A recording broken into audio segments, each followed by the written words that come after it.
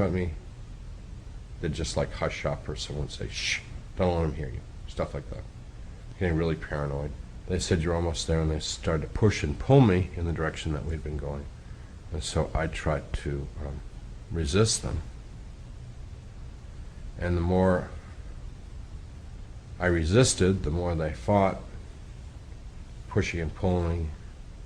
And then they were beginning to hurt me, so I was trying to hurt them back by punching them and kicking them, and they were mostly scratching and biting at first. There were a lot of them now. I have absolutely no idea.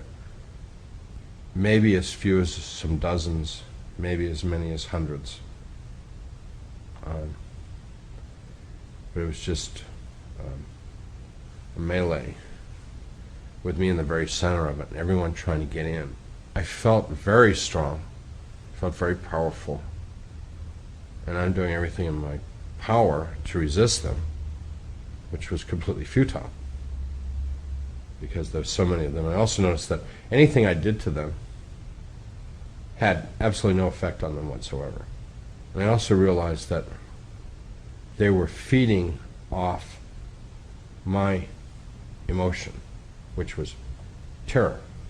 And along with this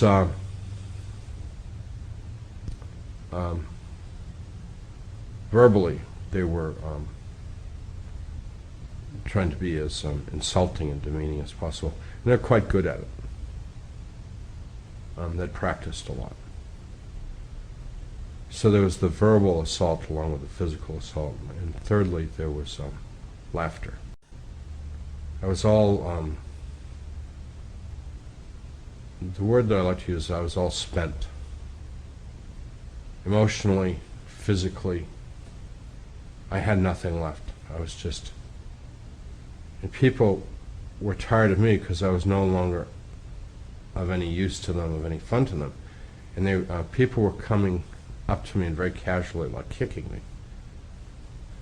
And when people kicked me, I had no reaction. The reason why I had no reaction was being kicked anymore didn't increase my pain because the pain was so great that it didn't make any difference. And I heard myself in a voice that seemed to be coming from my chest, and it certainly was not coming from my throat or my lips, say, pray to God. And since I was, a self-declared atheist, I thought, I don't pray to God. I can't pray to God. Second time, pray to God. And I thought, I don't really know how to pray. I mean, even if I were going to pray, I couldn't pray. So, pretty pointless. And then a third time, I heard this voice that sounded like me emanating from what seemed to be my chest say, pray to God. And I started to say something like, the Lord is my shepherd, for purple mountains majesty and amber waves of grain. I pledge allegiance to the flag. The Lord is my shepherd, I shall not want. Yea, though I walk through the valley of the shadow of death, God bless America, land that I love. And I realized, no, this is, I'm getting everything confused here. It's all mixed up, and, things that I had recited as a child. But somewhere along the line, I had muttered a few of these things, trying to remember them. And the people that were around me found it absolutely unbearable that I would mention God. They were using language which was unlike any use of the English language that I'd ever heard before. So obscene, so vindictive, so cruel. And it really made me happy because I knew that I could get back at them. For the first time, I was able to have some revenge on them. And I also knew that they were receding into the darkness. They could not bear the mention of God, so I'm trying to think of things that have God in it. And I'm shouting them and screaming them. And they're retreating and retreating into the darkness. And I'm shouting and screaming. And I'm lying on the floor of this place, shouting, God bless America, land that I love. Stand beside her and guide her. Like crazy stuff, And all of a sudden I realized I can't hear anything except me. So I stop and I listen, and there's no sound out there. So I yelled out in the darkness, Jesus, please save me. And he appeared as a spot of light and very rapidly got very bright and very big and came over me in an impossibly white light. And he reached down and picked me up and lifted me up to him. And in his light, I saw myself for the first time, and I was gore. I was just all gore. Horrible, disgusting, unrecognizable, unrecognizable as a person.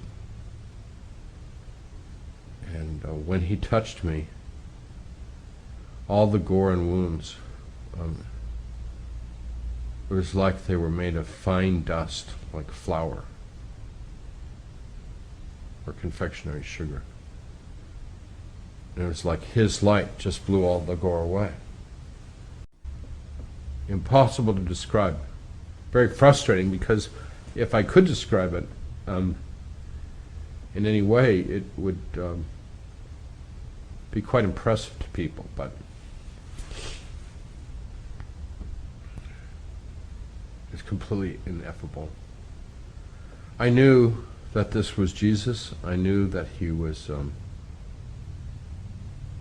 very powerful. He picked me up as if I was nothing at all, as if I were a feather. I knew, I don't know how I knew this, but I knew he knew me more than I knew me. I knew that I didn't have any secrets. Everything I was and had done and thought, I knew. So I don't know how, but I just knew he knew it all. He knew everything about me. But most importantly, I knew that he loved me in a way that I had never even dreamt he could be loved. And after a while, we started to leave this place of darkness, torment, and pain, and we went straight up.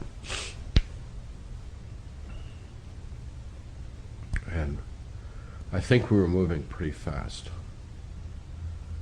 Pretty hard to tell, but we were making a lot of progress quickly.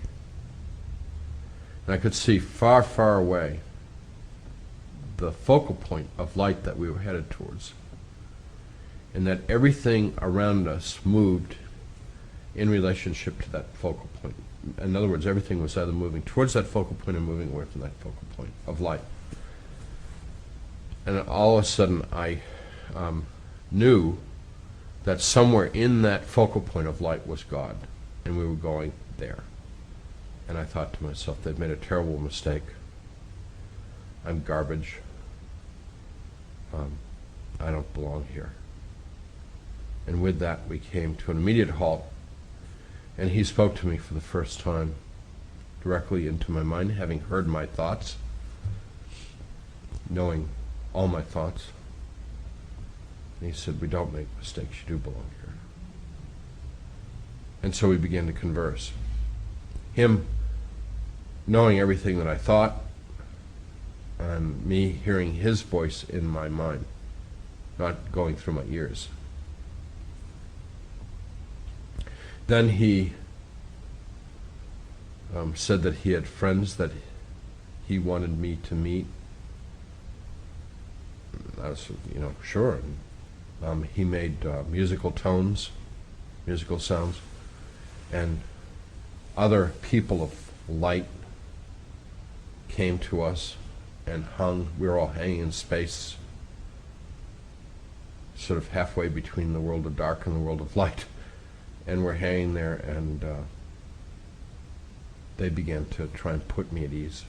Fairly shortly, they made it clear that what they had come to do was to show me their record of my life.